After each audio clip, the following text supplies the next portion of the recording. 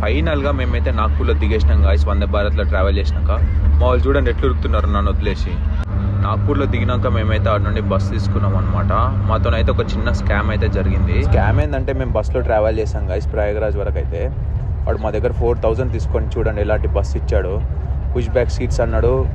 తీరా చూస్తే RTC bus కన్నా దారుణంగా ఉంది ఇది. పుష్ బ్యాక్ సీటర్ అని ఇచ్చాడు కానీ మాకు ట్రావెల్ చేస్తుంటే శంభు షటాక్ అయింది. వాడెవడో చూడు కింద కూడా పడుకున్నాడు. కొద్దిసేపు అయినా నేను కూడా పడుకున్నాను అనుకో, అది వేరే విషయం. సో ఫైనల్గా మార్నింగ్ అయిపోయింది గైస్. వాడు ఒక హోటల్ దగ్గర ఆపాడు. మేమందరం ఫ్రెష్ అప్ అయ్యి చిన్నగా అలా ఛాయ్ తాగాము. బ్రష్ చేసుకోవడానికి మా బీహారీ బాయ్ చూడండి ఎట్లా పోతున్నాడు. ఆ బాయ్ పోతే నేను చెప్పొచ్చేది ఏంటంటే బస్ ఎప్పుడన్నా మీరు ప్రీ బుకింగ్ చేసుకొని ఎక్కండి గాయస్. ఇదంతా అయిపోయాక రీవాలో మేమైతే దిగి చిన్నగా పోహా అయితే తలిగించాం. విశాల్ గడ్ ఏడనుకుంటున్నారా, వాడిని మా బ్యాగ్లకు వాచ్మ్యాన్ చేసాం.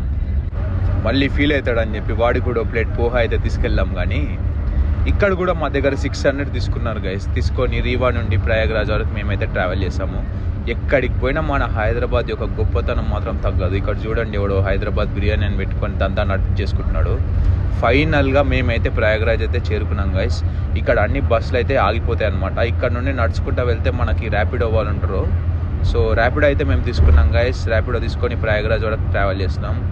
మా అవతారాలు ఏంది అట్లా బీహార్ గార్లోకి ఉన్నాయి అనుకోకండి గైస్.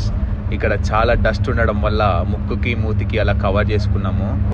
మున్నాబాయ fans assemble. ఫైనల్గా మేమైతే త్రివేణి సంఘం చేరుకున్నాం గైస్. నిన్న మార్నింగ్ నుండి నేను పెట్టే స్టేటస్లు స్నాపులు చూసి ఢిల్లీ నుండి నా ఫ్రెండ్ వరద్ గాడు కూడా ఈ ట్రిప్లో జాయిన్ అవుతానని స్టార్ట్ అయ్యాడు గైస్. ఇప్పుడు టాస్క్ ఏంటంటే ఈ గుంపులో వాడిని వెతుక్కోవడం.